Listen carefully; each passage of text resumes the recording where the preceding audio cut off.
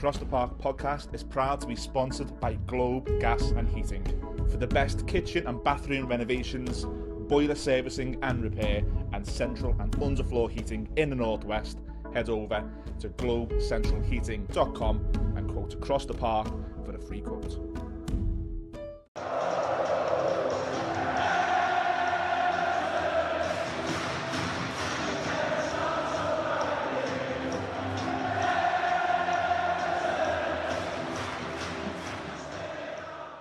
Hello, welcome back to Across the Park podcast. It is our first pre-season episode, a very special episode. Delighted to be joined by someone who has been on the show before. One of our first ever podcasts we've done was with this man, very kind, giving us nearly 3 hours of his time. We're not expecting that today, but we are going to revisit that podcast a little bit and talk about his career. I'm really looking forward to this one. It's my mate, Mr. Michael Ball. Bally, thanks for joining us. How are you, lad? Oh, very good, mate. How are you? I'm good. It's I know this is going to be a timeless episode, but at the end of the 24-25 season, how nice was that end of the season for once?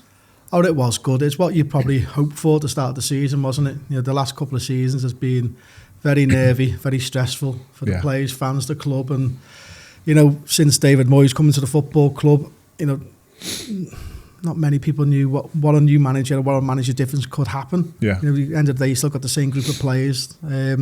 How much can he change? And he's proved in abundance what can happen with a fresh voice and new staff around him. And the players responded to that. And you've got to give them a lot of credit for that. The new guys come in. They're playing for the futures, the players, but they could easily probably been sucked right back down into a relegation battle. So thankfully, they lifted the levels. They got the results very quickly. And it gave us an opportunity to sort of enjoy going to Goodison Park in their final moments and enjoy the occasion. And you know, being there with all the ex-players near the end, it was a brilliant day, and I think the club done us all proud. But you know, it was just thanks for David Moyes and the players to put us in that situation. Absolutely. I wanna reroute at the end back to that. Your day at Goodison there. I want to end on that. I think that'd be a nice sort of journey. So we are going to talk about your journey as an Everton player. We're going to go through the highs and the lows. Before you were a player, you were a fan. What were your what were your games? What were your players? What were your kits as a fan? What were your favourites? Oh, well, I was spoiled, wasn't I? You know, so I was born only a few streets away in Lowell Street, and then my dad got into the pub game and moved it into the Tramways pub, which is sadly not there anymore. I think it's I don't know, Go Local or something like that now. But you know, my early memories was like looking out of the window of the house when I was, the pub really, when I was 3 or 4, seeing all the fans going towards Goodison Park, and I knew my dad would be going there, and I wanted to be a part of it. So maybe all me moaning in there inside that got me mum to force me dad to take me to the matches then, and then as soon as you start going to Goodison Park and you witness what happens inside it, you're just hooked for life, aren't you? And that was me then. So growing up, that was around about 84, 85, so I was pretty spoiled. You know, everyone was brilliant. The start. I'm left side of Zoe Sheedy. My eyes were always on Sheedy. My dad loved like Trevor Stephen because of his fitness. He kept on running a lot. I used to love Bracewell, Peter Reid, the way he used to get the ball outside of his foot and switch play. Then there's obviously Psycho Pat. You know, do it all brilliant. Obviously Nev, and then Andy Gray then come into it then, and when Andy Gray came to the football club with his mad diving headers, that's it then, you're just straight to the park, aren't you? You're copying Andy Gray coming in, your kit's wrecked, you know, mud all down your front, you've only been out 5 minutes, your mum's having a go at you, and then you just try and emulate what's happened on the pitch, and you're in goal for a bit, and you think you're Neville Southall, and you decide to bruised a bit, so you're on concrete outside Goodison. You're just diving all over the place. We used to have padding, didn't he, on the kits back then? On the elbow pads? The elbow pads and on the shorts. So didn't really make a difference, but it felt like you could dive. But what was Goodison like back then on a match day in the late 80s, mid to late 80s? Well, for me, my family, a large family, so they were all over Goodison. Like some of them, like in the 500 club that was called back then, and I think it's called the Alex Young now. A few of them are all round the ground, the main stand. We were in the family enclosure, stroke main stand. So I was sort of getting pushed around where they could sort of get me in. But there was always just going the game, winning, going to Winslow, and then waiting for my mum to come and pick me up because my dad still hasn't finished his pint, you know, and I just loved it because obviously the atmosphere was brilliant inside. You're winning, the atmosphere in the Winslow, everyone's talking about the game, and something always be to something like my granddad would be moaning or someone would be moaning about something, and then obviously all the young kids about, and it wasn't just me, there was a few young kids, so you just go and get like a fish and chips from around the corner. Roll it up and have a game of football, outside on Goodison Road. Try and get some money off your uncles and 20p, 50p here and there, and just go to the offer all the time. So that was just my life, and he just loved it. He just couldn't wait for it. And I think it's more about it when he started school. You start school and you just got to go write what you've done at the weekend. It was just copy and paste. It was the same thing every week, and you're writing about football, playing football for your local team, and then going a game, and just basically every weekend was the same story. I remember the teacher pulling my mum and dad in and just say, look, and he used to write about something else. And then he goes, well, you're asking him to write what he done the weekend, and that's all he does at the weekends. And so he said, write something about space or something mad like that. And my mum said, you're off your head. I said, why, what? She said, you wrote about Everton against Liverpool on the moon. I was like, get out. That's all I know. But yeah, it was just brilliant times. And it was just an occasion, like watching what my dad used to do and emulate, what his dad used to do, and obviously we're the next ones. But as I said, we were spoiled. Probably the biggest memory is when we won the league '87, and everyone was in the Winslow, but we were all outside, and the players were in one of the lounges, sticking their heads out the roof, and we're all going through all the names. Neville Southall, going all through it all, and that was just brilliant, because I don't think the players really knew what was going on. They just stuck their head out, and next minute they're getting the song, and you just buzzed off the whole situation. And they did difficult times with obviously the FA Cups. I didn't go to 84, too young. 85, 86, get beat. 89, get beat. I thought I was part of the jinx. I didn't want to go to 95, but luckily I went with the school at the time. With the schoolboys, so we won that. So it was it was just a brilliant time being Evertonian. You've touched upon there, kicking a ball, Andy Gray, kit, keeper top on. You obviously stood out as a kid as a good player, otherwise you wouldn't have had the career you are. But what position did you stand out as a kid? What were you playing as a very young age?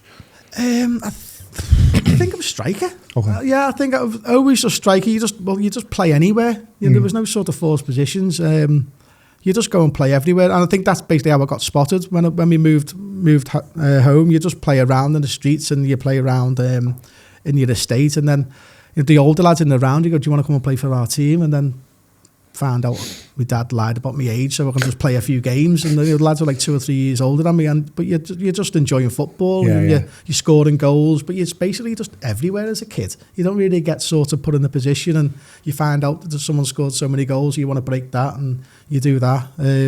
But I was very fortunate as also because where I grew up, or part of the team, Hugh Macaulay, the Liverpool coach under Stephen Highway, his son was a year older, and he was starting a football team or coaching that team. So he asked if I wanted to join his team, and then that was it. So you're getting coached off someone, who understands the game, and he's given over his experience to us. But we basically just go and play football and just enjoy it. And we just had a great setup of lads, so it makes it even more enjoyable when your team's winning everything. You're part of it. Obviously a school team was decent as well. The lads in the rounds were that sort of clubs, and I think that makes it a lot easier when you love something but you're winning. It makes you just want to get you involved and keep doing it more and more. Of course. So what's the journey as a schoolboy to get to Everton? Is it a Saturday team, Sunday team? Is it school? Everton send scouts? How does that work? It was again. It was sort of Back then, it was like you're just playing every day of the week as much as possible. I had a Saturday team, I had a Sunday team, you've got your school team. They were conversations, but they didn't want you to play too many games, but all you want to do is play. You play for your county team. But because of the connection I had with Hugh Macaulay, I was going to Melwood under the Centre of Excellence at Liverpool. There was about 3 or 4 of us in our team going there. And they were sort of great times because you're getting coached by Stephen Highway, Dave Sharon and Hugh Macaulay like once a week at Melwood, but you didn't get all the kit that the lads get nowadays, all the academy stuff. So you only had to come in with your own kit on, so the only kit I had was obviously an Everton kit. So I loved it, and then they used to give me some stick for it, but they loved that I was just loyal and wanted to play for Everton.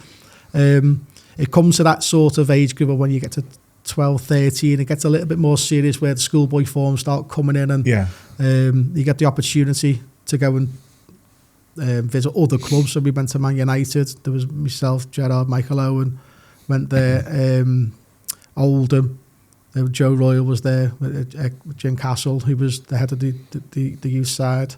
But the only one I'm waiting for Everton to give us a bit of a heads up. And there was rumours that Everton's academy wasn't really that good at the time.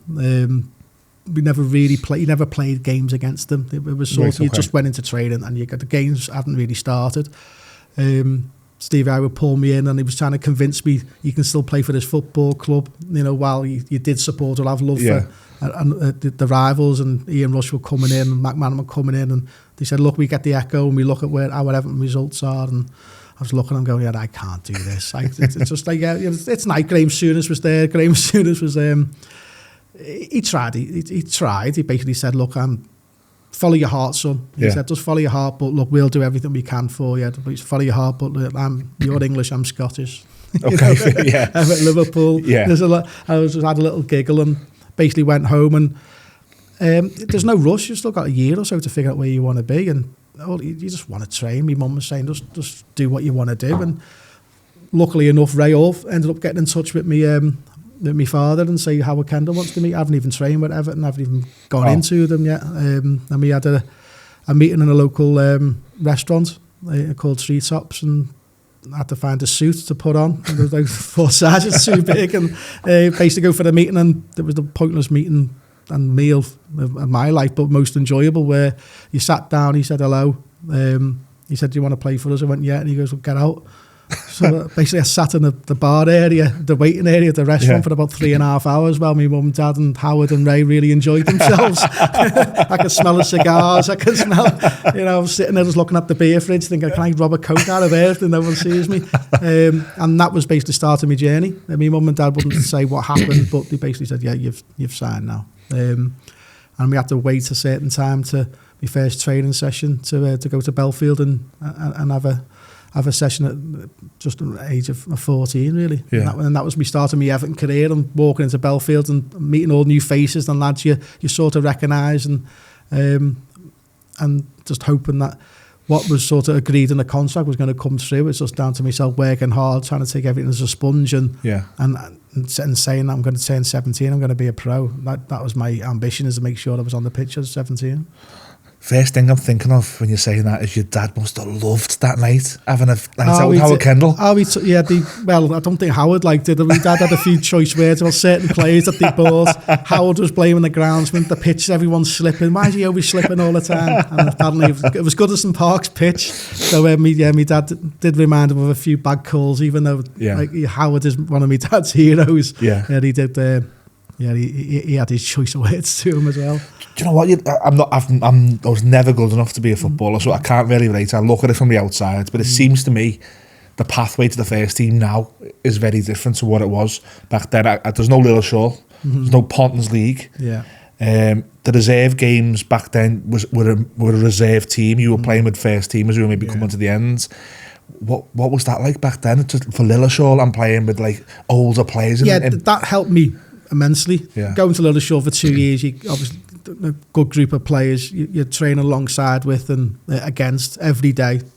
Coaches are working on certain scenario situations for the full week, whether it's head and set pieces, play. So you're learning the game a lot. So by the time you come to YTS at Everton to start after school, you're sort of ahead of the game. You're basically getting taught what you've already been getting taught for 2 years, so you sort of understand that. But what you're lacking is experience and the men's game. Jimmy Gable was brilliant with me when we got there. He threw me into the reserves quite quickly with a few others, and then that was a whole new level. The reserves wasn't lads who were poor. There were lads hungry trying to get in the first team, and then there's the first team is coming back from injury or using it as a stepping stone to sort of keep themselves fit. You've got like Vinnie Soundways and Limpard and Tony Grant, and that was probably 6 or 7 of us in the YTS, and the rest would be filled up by youngsters or first teamers to get for the Pontons League games. And Joe Parkey would be involved in it coming back from his knee injury. So you're just taking it all in with the sponge and how quick it was. The possession football, the 1-touch, 2-touch that they had, and if you've got Vinnie Soundways, Granty and Limpard, good luck, you're not getting the ball. It's different level. It's the quickness of it. You know, and it used to make me laugh when you go to the game with my dad afterwards and they go, oh, they're too tight, they're too close together. And you're like, oh, they'll get out of this. You know, and they knew what to do. And because they trained it and that's what they wanted to do. And they love playing football. But the managers all change and scenarios change. But Jimmy Gable was sort of... I think he just had a soft spot for myself and a few of the youngsters who are coming through, and he just said, look, you're going to be playing on the 18s or 19s this weekend, but you're going to be training with us, and then any opportunity to get you into the reserves, we're going to give you that option. And you played anywhere. You know, you're playing centre midfield, you're playing left midfield, centre half, left back. You just want to be a part of it and put games under your belt, get minutes under your belt, and hopefully that you're impressed enough to get the opportunity to get in the first team. And Jimmy got a few of us like travelling to the away games just to be a part of being around the first team lads and not being in awe of them, even though you still are, you're heroes, but the next minute on the training field they're not. But as soon as you're back in the changing room again, you just sit there like quiet going, oh man, what's he saying? You know, and you just love it, just the buzz of it. And Belfield was just, you know, it was small, it was compact, it was a bit of like a family thing, and everyone was just treated the same. You know, from Mary in the canteen, just throwing your beans on toast or your ham on toast, that was your options. That's it, get on with it. Nev sitting there from probably 6:30 in the morning, no matter what time you got there, Nev was just sitting there thinking, where have you been? And it was just being a part of like, oh, is this it now? This is it. You know, you've sort of had a bit of love for it all, thinking, right, this is what you've been dreaming for and dreaming about now. How do I get to the next stage? What do I need to do? And you just look around. Look, you're going to have bad characters at in every walk of life, so you just know what to try and not to, and what to bring to your table and take it to sponge. And hopefully when you do play well or you do something good, that the coach is there watching and spot it. And I think that's what Jimmy Gable probably give me the heads up and push me into the first team quicker than probably what would have happened. I imagine as well playing reserve team football, if you're playing against a first team right winger for West Ham or something, that's motivation for you, isn't it? Oh, it was my first debut for reserves was against Karapaporski, Old Trafford. Wow, what a play he was. And he just got the play of the tournament of the Euros 96. Wow. And like I was thinking, sound, I wasn't phased about it until a few of the players all come over to me and just said, oh, ball, it doesn't matter, mate. I was like, what doesn't matter? He goes, if you play bad, I was like, looking at them like, what are you on about? I won't. Yeah. And he went, well, look, he's ripped to bits the best players in Europe, so if he rips past you, you're in a win-win. So if he happens to you, no one's bothered. But if you play well against him, you know, he'll obviously pick everybody up a little bit. And you know, it was a bad scoreline. I think we scored pretty early on, but I think we got beat 4 or 5-1. Yeah. But I held my own against him for ages, for about 88 minutes, and he never really got past me. But he never really tried to have a go at me. It's a reserve game for him. Yeah. For me, it's my cup final. So I'm giving it everything, you know. And he was sort of threatening to get past me and then turn round and pass it back to John Curtis, who was the right back, and he'd just cross it in and they'll score. And I'm going, I can't do nothing about that. And then round about the 88, 89 minutes, he went to pass it back to John Curtis. I've just relaxed, and he just back-heeled it through my legs. Oh, no. And I just stood there going, oh, no. So just like, there's levels there. Yeah. And, you know, and even though I was pleased with my performance, but we got beat, it was just that nutmeg just really wound me up. And I thought, right, damn, that's never happened again. Don't even switch off for like a second, you know, because players with that ability, they'll smell it. And that was a quick learning curve, and that was my first moment. I bet it was, and I bet when you take that back to your training, I think that season, the 96-97 season, is when you came through towards the end of the season. Just before we get to that Tottenham game where you came on, how often were you training with the first team? Was it hybrid? Was it a couple of times, or were you full-time training at one point? Yeah, it was basically full-time until probably the lads have got a game, you know, and then we'll have to drop back down to the reserves. So, yeah, it was with them a lot, travelling a lot with them, and it just felt, when I look on paper now, I go, oh, it was only a few weeks or months or whatever. Like when Richie made his debut in the cup, you know, I nearly made my debut that game. And then since then, you're thinking, well, I'm going to be involved soon. You're travelling, you're making teas with them, you're getting banter, and you stay in the hotels, and you're thinking it's going to happen. And it just felt like forever. It's like waiting for Christmas as a kid. It's like never coming. I'm thinking, when's this going to happen? You know, doing everything I could possibly. The players were coming, like Andy was coming back from injury. He'd come in. And I was thinking, oh, you know, that's going to be a while now till something happens. Yeah. Andy hurt himself in training, and I was on the other side of the Belfield with the reserves. I moved over, and I think that's basically the start of it, where Joe Royle really took a shine to me, because they were doing shadow play. Yeah. And as I said before about the Kalopapowski situation, I said I'm never going to let that happen again. I was against Kanchelskis, and Kanchelskis basically trying to go through a motion that they're going to try and work on for the game at the weekend, and I just wouldn't let him past me. And then Joe Royle basically had to say, "Buddy, can you just let Andre pass you? We're trying to do something." No, but again, they're just doing shadow play. They're trying to walk through things. I'm taking it like a cup final and taking him out. And Andre loved it, to be fair. He had a little smirk on him. He used to try and chip it over me. Yeah. So I was onto what he was trying to do.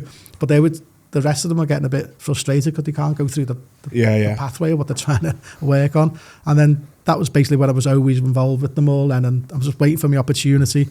And then, obviously, sadly, when Joe left, you're thinking, it's going to be back to square one again. You're going to prove a point to a whole new manager again, and my debut probably not going to happen until the following season. Was Joe always going to give you your debut, do you think? Because I think you're probably a good trivia question for someone. If someone said, who gave Michael Ball at Everton's debut, you'd probably go, okay, well, it was Royle and Kendall, and you'd forget it was Dave Watson. Was it always on the cards with Joe Royle? I think it was, yeah, but we were... I think Joe was mindset himself coming through as a youngster. We give Richie the opportunity. We were always there or thereabouts in training, but it's whether you could be trusted in a competitive game where we need a punch. We were struggling. Yeah. I think if we were comfortable in the league, my debut probably would have happened a lot earlier. Yeah. And it was very brave from Dave Watson, because obviously Joe got asked to leave the football club, and it was a big opportunity for Dave Watson to stamp his authority and trust in his teammates, really, who can get the points for him. And I was on the bench, and my debut just came down to injuries and had a bit of luck, really, where if you look at the bench, Dave could have gone for somebody else. Yeah. And thankfully he picked me, and I was probably there on the bench just being a sort of fan, and the next minute you switch on to game mode, and warmed up pretty. It was only just before 44 minutes roughly, I think it was 44 minutes, and Salto was taking a goal kick, and that's basically when I come on the pitch. He kicked it out of play, and then it was in a half time, so I didn't even touch the ball the first half. And Dave just come over and go, look, you know what this club's all about, just go and do what you do. And they said, you need to kick someone to get yourself on, kick someone. And I was thinking, all right, he doesn't need to tell me what, but it was just nice that he gave me that opportunity in a situation where it's under pressure for the football club, and then that he trusted in my ability to help the team get some points, and it was a huge win. We won 1-0, but it was my first booking. I've never been booked in my life, even though I was quite a bit of a dirty, clever tackler. Clever. I had a bit of a tussle with, is it Ramon Vega, is it? Ramon Vega, Tottenham, centre half. He's about 7 foot, he's got a little skinny 17-year-old having a go for him, and he had a swipe at him quite early on in the second half, so I got booked. I went, I can't get sent off on my debut, so it was like, I had to sort of calm down a little bit, but as Dave Watson says, look, the fans loved it. They loved that angerness and in me to try and achieve something in the match, and to show everybody what I've been sort of hoping to do for a long time is express myself in front of Goodison Park. And then no matter how much water you drink before every game, or every time you come on, your mouth just goes dry. When Z cards come on, you're like, I've had 2 litres of water. We used to talk about it all the time. There's got to be something that we can have that. But I think it was just that growing up as an Evertonian, running on that pitch, your mouth just goes dry straight away, and you just go, I can't even talk to anyone, can't shout at anyone at the moment until you just get into the game. And it was just brilliant feeling. Obviously, got a brilliant photo of the club where I was having Lucas A. Bottle walking off the pitch, and that was my first box ticked of joining Everton Football Club and making my debut. I say you, Richard Dunn and Michael Branch played a big part in helping Everton get over the line that season, because my opinion was Joe maybe should have been given more time because the injuries were terrible. I think Andre had gone, Joe Parkinson was out, I think Andy Cliff was out, I think his replacement Terry Phelan then went out, and you're like, we're going to have to rely on the kids here. And as a fan, back then, without social media and without the YouTube videos showing you how good the kids are, we didn't know. Then all of a sudden, you 3 came in, and we got a point at West Ham, and we'd be pointing in the Merseyside derby, beat Tottenham. That stopped them winning the league. It did. Didn't it? You came, so Craig Short lands on his head in the Merseyside derby. We go 1-0 down at half time, and you're on the pitch, under the lights, you're fighting Liverpool. What was that like? I remember the whole morning. because I just made my debut on the Saturday. Yeah. And thinking, I don't think I'm going to be involved in it. So you start thinking as a fan, and you get that derby. You don't even want to look at red. If you've got red somewhere, on a bit of a soap or something, you go, it's going to be a jinx. It hasn't worked, obviously, but it's, it's always something I carried on doing. And you go to the game, and you're on the bench, you're disappointed, but I don't think I was going to be starting the game. I didn't think I was going to be coming on in a situation like that. But then Craig Short had a horrible fullback at Gladys Street, and it was like 14, 15, 16 minutes. It was early, it was early on. And again, Dave Watson just turned around and pointed to me to go on the pitch, and no really instruction, didn't really tell me what to do, just go and do your thing. And then Duncan was the one just pointed and stop him. I think was it Rob Jones? I think it was. It was the right back, just stop him. So all right, Duncan, that was it. So I forgot about getting onto the ball and doing everything else. I've just made sure I cancelled him out as much as possible. They got back into the game, and that stopped Liverpool from winning the title. And you're just thinking, like, what a good few days I've had here. Thinking it's going to be. If we got beat at Tottenham and got beat at Liverpool, we would have been a proper relegation battle. So thankfully, we got the win at Tottenham, drew against Liverpool, and then the weekend later, I made me first start for the club. But it was just the derby game was all about cancelling out my opponent and making sure I don't make a mistake. Yeah. And you get a buzz then. Even when you're a senior player, when the opposition manager makes a change, and he takes Rob Jones off and brings someone else on, thinking it's not working, they want fresh legs on. I can't which way round it was. I don't Rob Jones come on but it was just a good feeling to go, of course, you know what I mean? They haven't got past me, and then you get a nice little, I'll call it a hug or headlock, whatever it is, off Duncan. You take it out after the game, don't you? And you made up. After the game, Robbie and Unzi get sent off. And Fowler just got his handbags. He done a boss little dive, Unsworth, didn't he, to get Fowler went, he forget the Biscan book. Oh, that was the 2000 one, that? Was that 2000? So this one, 97, was Fowler and Unsworth. Oh, the handbags. And they were holding each other, and then the ref just went red. So I've got them all mixed up. We'll get to the Biscan one, unfortunately. Yeah, but again, that was just a brilliant few days. And Belfield, they put a team on a small little notice board. You always look at it and you go, not on the list, not on the list. And then you are on the list officially. Yeah. When I've been travelling in the past with the first team, you weren't on the list, but someone would tell you're going to help the kit man. And of course, blah, blah, blah. So when you're on the official list to go to West Ham, you're going, oh, I'm on the list. And then Jimmy Gable said, come upstairs to I think it was the old manager's office, but Howard had a different office. It was more of the coaching staff, and he said, "Open the trunk, and it was the yellow and black kit with ball 25 on it." I was like what? And he goes, "You're starting tomorrow, boss." I was like, "Oh," I was just unaware. I was just thinking he's getting me to carry the kit or something, and he's just showing me that. There's your top in the kit for the first time. And so little moments like that, Jimmy knew was special. Yeah. Even at the time I was watching going, what's he doing? I don't really understand what it's all this about until you come home and go, oh my God, I'm actually travelling. It's a big thing. Yeah. And he made sure it was a special thing to remember. So it was that was good. Unfortunately, I didn't play too good. It was was it 2-1-1? It was West Ham. West Ham. We were getting beat soon. Michael Brandt scored a late equaliser, I think. It was, for me personally, it was a game that I didn't really get involved in. The game sort of bypassed me a lot, and probably how Dave Watson probably spotted that pretty early on. I'm not being myself. I'm not getting on the ball. I'm not influencing anything, and maybe just the speed of it all from starting from the off, different coming on. You just got to get to the level straight away. But starting the game, I seemed to struggle for 45. I didn't make a mistake, but I just didn't do anything. So they made the change, and I was a bit disappointed, a bit disheartened coming home thinking, that was my moment there. Of course, that was my moment to stamp a bit of authority, and I didn't take the opportunity. Whether, I don't know what the reason was, whether, did I sleep well the night before, or did I don't know, after the game, just didn't happen. 97, summer, our old chairman, Peter Johnson, says, I'm going to go for Bobby Robson. Doesn't happen. Andy Gray. Doesn't happen. Howard Kendall comes back.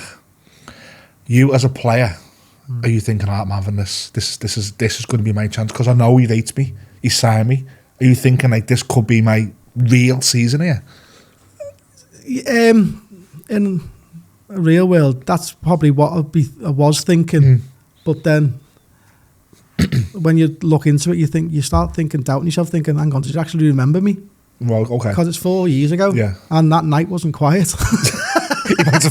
And I haven't seen him since. So he's obviously done the sales job on my mum and dad, and they've enjoyed it, and obviously my dream's coming true.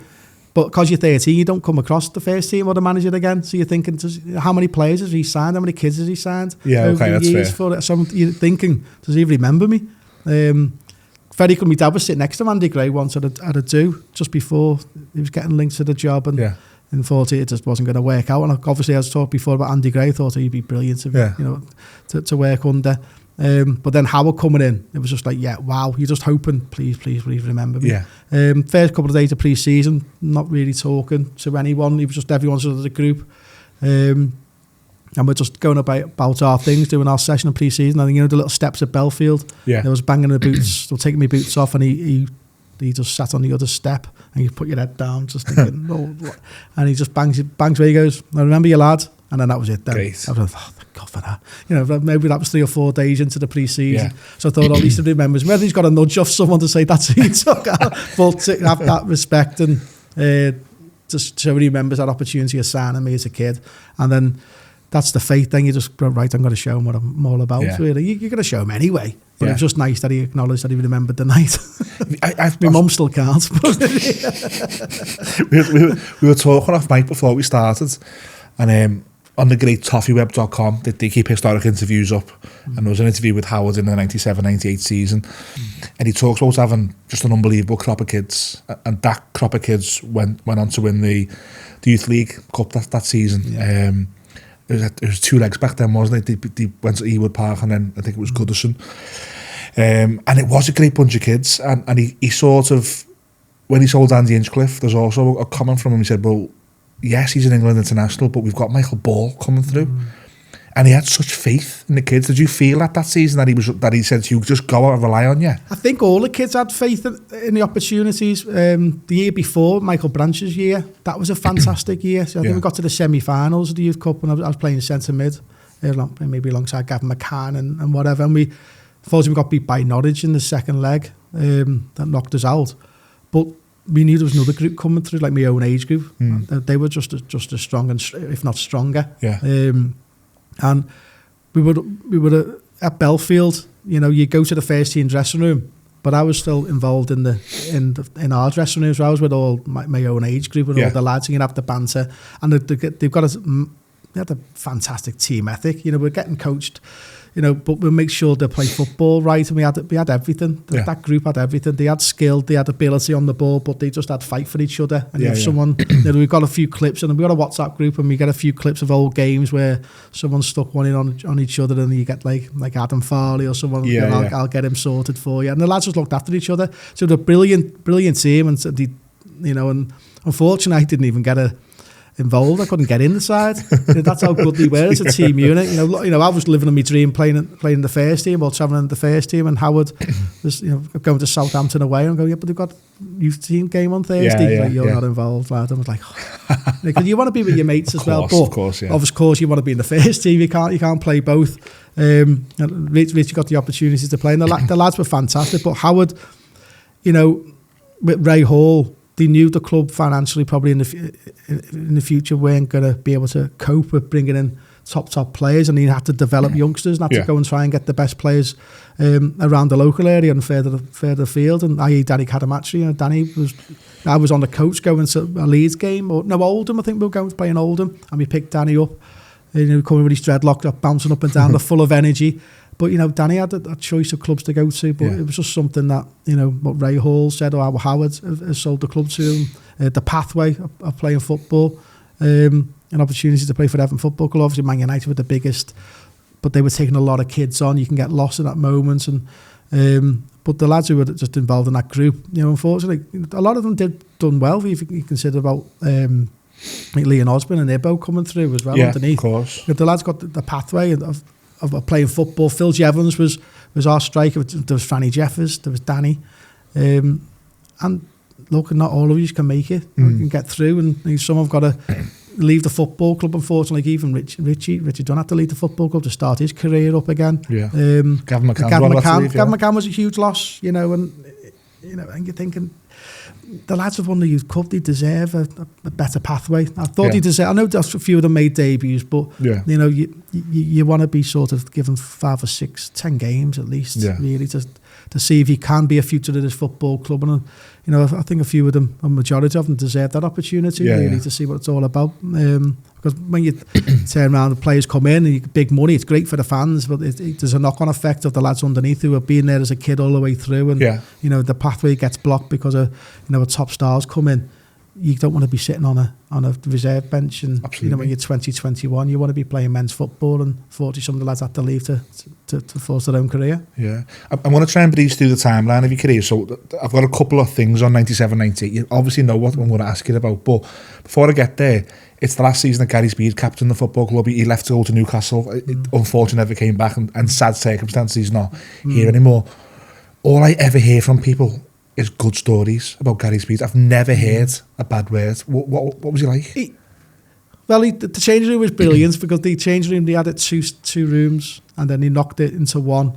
And, you know, Gary was a good-looking man, wasn't he? Yeah, he was, to be fair. So his peg got took away, and he just put a mirror there, you know, so he had to fold his stuff up. And the banter was just brilliant, but he was just saying before, when you look at senior pros and you look like, how do I want to be remembered, or what can I bring to the game? It was players like him. You know, he'd be out first, doing his own little warm-up, little jog around Belfield, just to get himself ready to go for when training starts, and then a few others started copying him. So then there'll be 1 or 2, then there'll be a 3 or 4, then there'll be a bunch, then we'll all go. You know, and that's before. And he brought that to the table. He looked after himself. He was funny. He's dead kind. But for the kids, for me, and the youngsters around us, you know, he wouldn't say, he'd demand stuff off you, but he'd always praise you. Yeah, okay. Or go, well, good ball, unlucky, or, you know, good idea. You know, it was the way he went about certain scenarios, which you'd want to bring to yourself. Because I used to, like, if something went wrong, I'd be frustrated, and I'd probably say the wrong thing to my teammates in the wrong way, how I approached it. And that's where you sort of learn. You go, well, you know, he acknowledged what I tried to do. It just hasn't come off, but you get praised for it. But then he had the ability to do that, to go and just play his own game, but help others at the same time. And that's very difficult to do. And he could just do that naturally. I remember the game, I don't know if it was Wimbledon or Crystal Palace, and I was in like sort of hybrid position, where I was like a left wing back stroke, didn't even know what I was doing type thing, where your fullback's too far ahead to press, but I don't want to leave the gap. So I sort of held my own, and Gary Speed just ran past me, tackled him, and went back in, didn't say anything. No. And I went, I should have done that.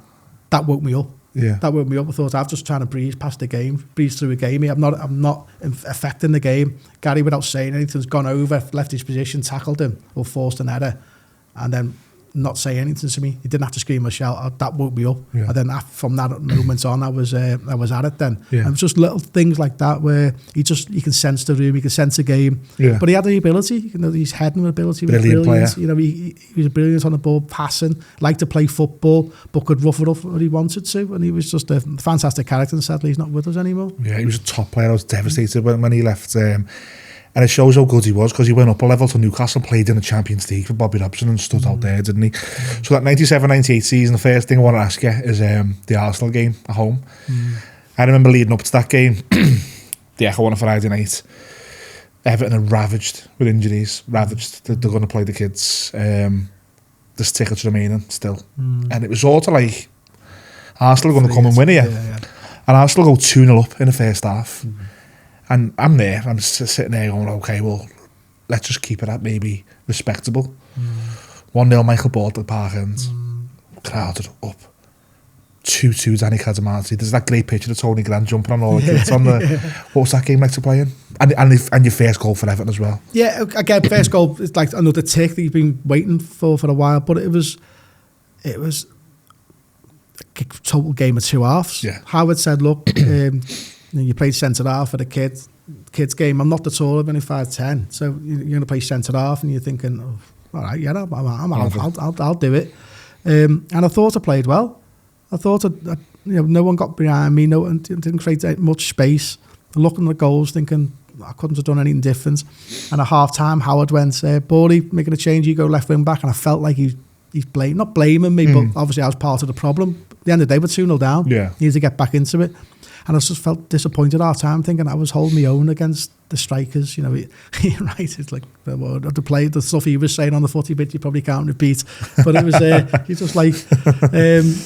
but it's just playing against them. You want to play against the best. You want to see where you are. You want to, play as better, as good as you can possible, but also make it difficult for them. And that's what I used to like doing, is challenging myself and making it difficult. But again, we're 2-0 down, and you're playing left wing back. So then I knew that role. Didn't really like the role, but I knew what I needed to be, knew what to do. And when the ball was down the other side, is make sure you're at the back post for anything, and that was it. And that's just make sure I was in that area, and still got all the photos. And Howard out and Graham Stewart ended up knocking over Terry Field long ball, Graham Stewart, and then I could say a salmon jump Tony Adams past David Seam, but I never. It was just there. It's come to me, and I just remember. Like youth team and reserve, you score a few goals and you're not really that bothered. You score, you're happy, that's it. But there's not the roar, is there? Yeah, it's just, but that's something come out of me there, and I'm normally quite relaxed, chilled about it, and go right, get on with it. But I sort of, that moment, I sort of lost myself, then running towards the Arsenal fans for some reason, like in the park end, and then seeing all the lads come and give me a hug and slapping, and all the boys, and then you pointing to the crowd, my dad's there, and then you're going, oh God, we're still getting beat. Yeah. I haven't scored to win the World Cup. I felt like it did for that split moment, but realised, oh God, we're still getting beat. There's still a job to do here. And then thankfully Danny got his opportunity, and I scored against his boyhood club. It was Arsenal, and his father passed away not so long beforehand. So that was sort of a fitting that me and him would come through. And I'm sure that's like a stat or a... I think it was you both 17, I think. The 2 17-year-olds scored in the same game in the Premier League. I think that still stands. Yeah. So that's the only thing me and Danny will hold on to at the moment. But it was just good that we can go off the pitch and, as you said, look, Arsenal, wonderful side. But then we were all getting applauded then for our contributions to it all. I remember roaring us off the pitch. Honestly, I remember, I think Howard and it was Viv Busby, they just pushed us onto the crowd, to the Gladys Street, and it was just great. It was like, those kids have just give Arsenal a hell of a game. Like, what the hell have we got coming through this youth setup? And we proved it over the years, because players might not have gone on to do amazing things with Everton, but if you don't do that, you bring in money. I think a lot of those players brought in money for Everton at that time when Everton needed money. So important. The last game of the season, we have Coventry at home. Anyone young enough to not remember that, it was out of our hands, wasn't it? It was like we could have won, and if Bolton beat Chelsea, and leading up to it, we had a really bad week at Arsenal. Arsenal beat us 4-0. Yeah. I remember watching that with my dad, and my dad was like, I'm worried, like that team looked like, and I said, no, it's Arsenal. And he went, no, but that a 4-0 can kill a team. Yeah. The week leading up to it, what was that like at Belfield? Was it a positive week? Did you make it positive? Or? No, I think Howard does. He makes everything, trying to make it positive. Like the Arsenal game was a stinger because I played right back and I was against Overmars, and it was just horrible. Yeah. The week before was more from what game or two before that sort of stuck out to me, and the word relegation got mentioned in the dressing room after the game, and I've sort of looked over, going, what are they on about? Me being naive, young, Everton Football Club don't go down. That was it. But look at that table, we're down. Yeah, of course. They're basically down, and obviously the Arsenal result was disappointing. I didn't play too well when no one did, and you're frustrated. But Howard made sure Belfield, it is what it is. It's your home. Get there. Any issues you need to sort out, let's sort it all out and train hard. But I just went about it as normal, and it's only when you speak to people afterwards, like Don Hutchinson and stuff like that, and he tells me what happened, what was different. I'm going, was it really that different?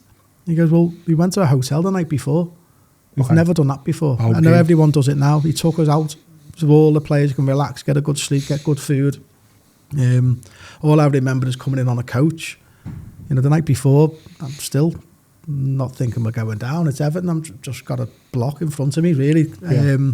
But obviously, when you speak to the senior players, they were concerned. And you go to the on the way to Goodison, and you just see, the the people upside lampposts and, you know, and they're all thinking this, what it means to it all. And we just knew what we had to do. We just got to win a football game and just think, yeah, we'll be fine. That, in my head, I was pretty calm about it, really. It's only when you're in the moment, when you're actually playing the game, you start looking for passes for someone and they're not there, and you're thinking, okay, nerves are set in. They don't want to make a mistake. Yeah. Let's play safe. Let's play it safe. And sometimes it can be good. Sometimes it'd be bad. You know, we got the opportunity to take a penalty, and I took penalties all the way through me career as a kid. But when we got the penalty, I was like, I'll take it. And I went and thought, well, Nick Barmby's got it now. But I'm not going to be able to snatch it off his hands. No, of course, but it was never a conversation to have in the first team. It was like, whoever takes the penalties, we're on. But I just remember thinking, oh, I fancy that. We missed it. And I think that's when doubt starts setting in, thinking, oh, no, it's not going to be one of them days, you know, type thing. And that was just that it was probably it got dark, didn't it? The last probably 5-10 minutes, it just got a bit... It did get dark, right? Yeah, when Thomas made the mistake and you're thinking, we're cruising. Well, I felt we were cruising the game a little bit. We weren't trying to go for the winner, really, but we were at them at arm's length, and I got a nasty challenge. I remember that. Yeah, I got I don't know who it was, but there was a massive hole in my knee. Was that the family enclosure side, and you went down? I went down, I had a hole in my knee, and the physio just said, you're off, and I said, I'm not. He said, you've got a hole in your leg. And then I said a few choice words to him, and he swung, he hit me. He hit me. So I always put a bit of call out if anyone's in the family enclosure, and I might throw a claim in just to see if anyone witnessed it. I was having I'm not going off the pitch, so I was tearful, thinking I want to be on this pitch to save this football club. Will be obviously a part of being down there, but I didn't want to leave the pitch. And I was walking down the steps towards the change room. Howard looked at me and goes, "What's up with you?" He said, "He won't let me play." And he went, "Do you want to play?" I went, "Yeah." He went, "Get back on the pitch." So I turned around and ran on the pitch again. Whether it was good move or bad move, but I just made up back on the pitch and now make sure I don't make a mistake. I mean, he was all right, because when the final whistle went, I jumped up and down like a madman.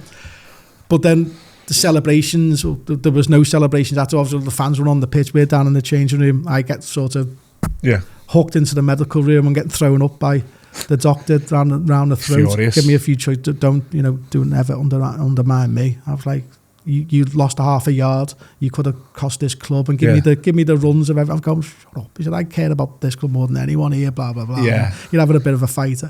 And then when you go back in the change room, you don't see anyone. There's no one there. It was a bit subdued, like relieved. Yeah. And then Don tells a nice little story where he couldn't find Howard, and he was in the room by himself. That all night I walked out on crutches, tablets in my hand. So because you're injured, you have to go back to Belfield the next day to see the doctor and the physio. So I walked back the next day. Howard's on the steps where we met when he banging the boots, and he just gave me a big hug. Boss. And I was like, oh. He went, thank you. I was like, oh, something's going on. But he goes, enjoy your holiday, lad, and see you soon. And then obviously you realise that was going to be his last game. Were you away on holiday, or were you when you found out that Howard was? Because I think we would have been. It was quite late on. It was late on. It was late on, but it just that brought back memories. When he did that, did he know he was leaving then? Because it was just a bit different. Maybe because of the relief of what happened at the Coventry game. So I was on holiday. Funny enough, I was bumped into Howard on holiday. He was with Joe Royal.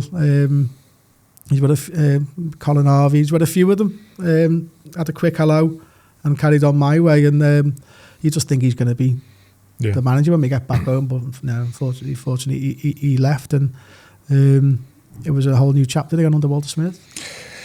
For me, at that time, as a fan, 98, it looked to me like Walter was bringing in a level above a player. Mm-hmm. So John Collins, Marco Materazzi, Olivier Decourt, Ibrahima Bakayoko was the best player you could sign on Champ Manager. Remember Champ Manager? He was in training as well.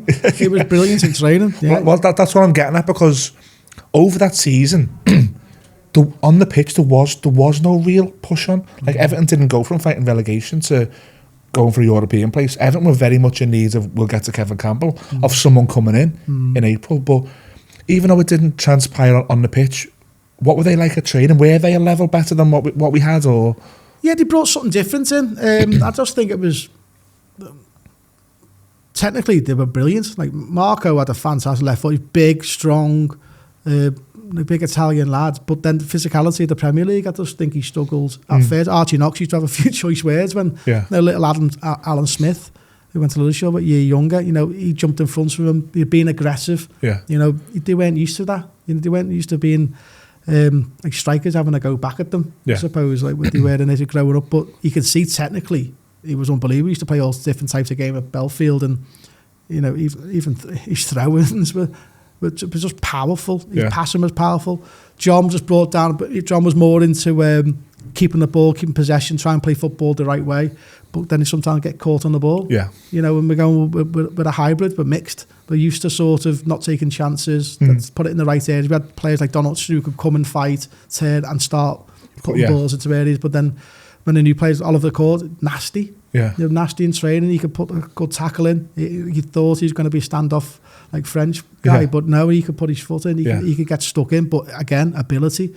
The clothes, weird. But ability-wise, he brought some Paris fashion over.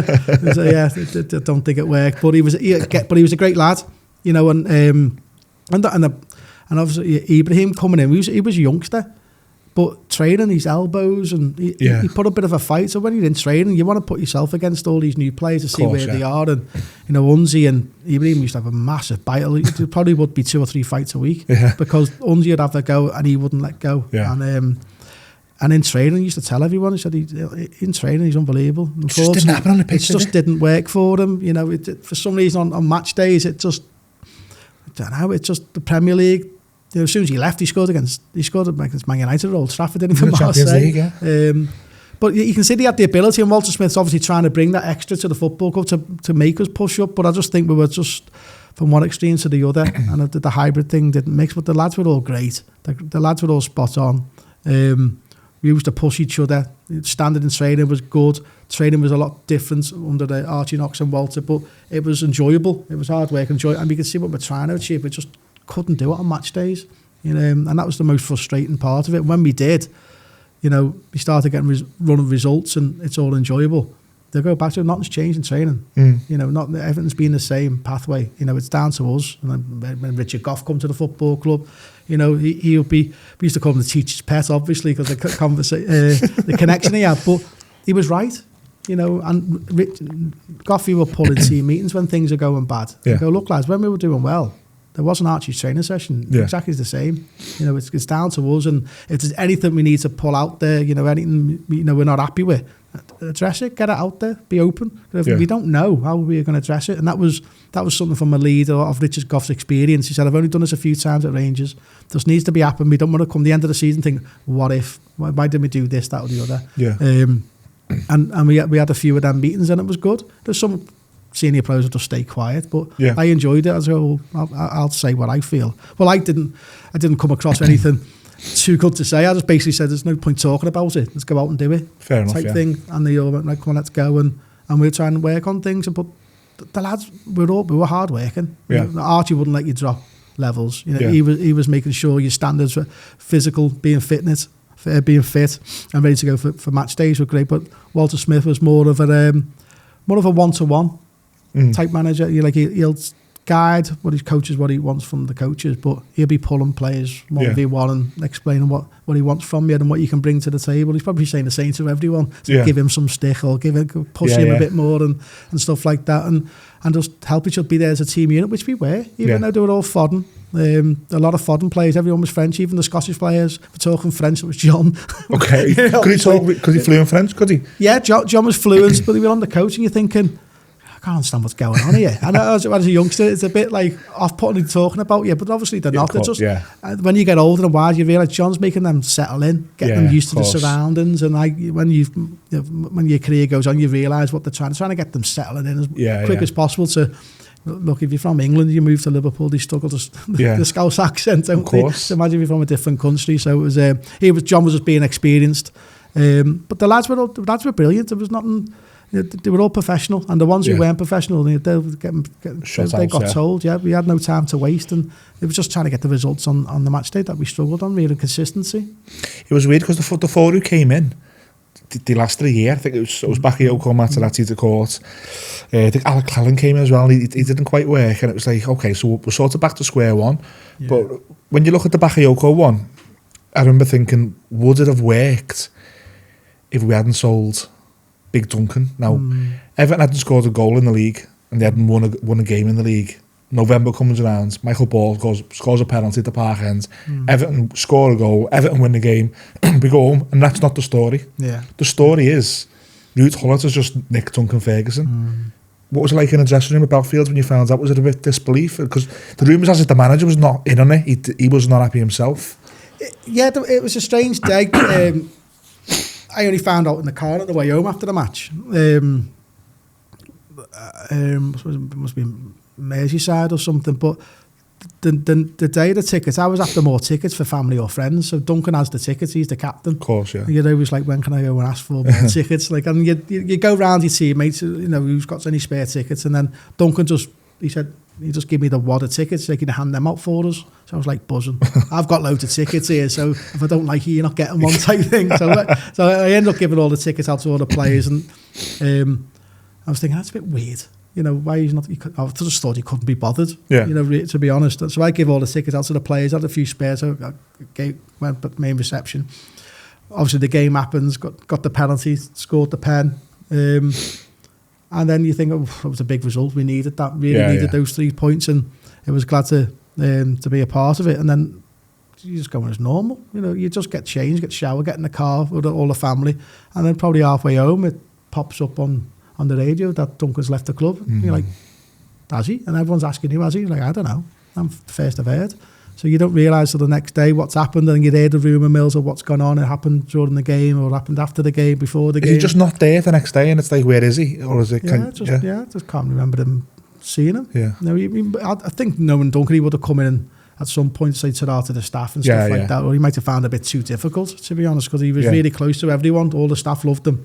But I'm sure he would have at some point. But and they'd probably have to do the press in Newcastle, wouldn't he? I suppose the day after or so. But I can't remember seeing him after that. Last time I seen him, he was giving me the ticket. So that was just disappointing. And again, I was going back to the youth team where Walter Smith brought these players in, and it's a good opportunity to put players underneath that could have given that opportunity of end up leaving the football, like Gavin McCann and other players who could have that experience to get involved. And Bakayoko was only a young kid, but we had Franny, we had Phil Jevons, Branchy was still there.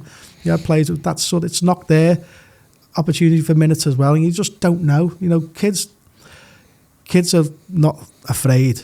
Yeah. But whether they've got the ability, you won't know until you get given the opportunity. And some, unfortunately, don't give it that opportunity to sink or swim. Yeah. Some people find it comfortable, or they struggle at under 21s or reserve team level because it doesn't really get them excited. If you get thrown into the deep end, they just come into their own. They might open up. They might be in a shell, and they start expressing themselves like Danny Cadham actually did. Yeah. He expressed himself for that year, and he showed his ability, what he's capable of. You just don't know. But those new signings, well, it's good for the football club. There was a lot of money got drained on that. They were big players' wages and transfer wise, and it sort of was a knock-on effect for the academy underneath. Yeah, no, that's a fair point. That I think when I look at Michael Branch came in 97, excuse me, and he scored crucial goals to help Everton stay up. Danny Cadham comes in 98 or 97, 98. He scores crucial goals to keep Everton in the Premier League. They're both playing alongside Duncan Ferguson. Bakayoko comes in, he's not playing alongside Duncan Ferguson. We throw Franny Jeffers in. Initially, it doesn't quite work for Franny. He's not playing alongside of Duncan Ferguson. Kevin Campbell comes in, and all of a sudden, Jeffers looks twice the player. Kevin Campbell scoring goals. We move, I think he scored like 9 and 7 or something ridiculous, including a hat-trick and a great game against West Ham where he scored in the 6-0. What was it like when Kevin came in? Because he just seemed to me like the Superman cape was there, and he put it on and we just got out of trouble. He did, but I wasn't expecting it. No. I thought, here we go again. Because Walter knew we needed someone. But he went through the whole list. We had Tommy Johnson, we had Mark Hughes. Yeah. We had everyone to try and help the strikers and be a part and get some goals in our game. And he wanted that experience. It never worked under Mark Hughes, never Tommy Johnson. John Spencer was before, slightly before. So we've had all this, and then Kev was sort of without a club, I remember he was at Liverpool after an injury and getting fit, and he come to the football club. He didn't look fit.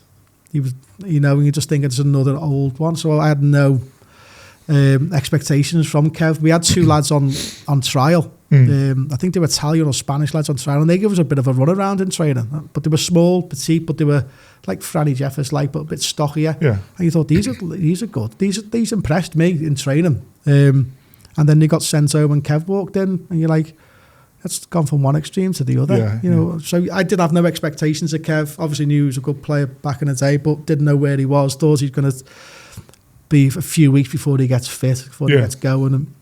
But he was just an instant hit. Yeah. You know, on the pitch, off the pitch, training wise, you're just thinking he's not bothering. Yeah. But he knew what he needed to do. When you get to that age, you go, I don't need to burst a gut today. Of course, I'm going to get ready for match day, and I'll come into my own. Mark Hughes said that about himself as his career.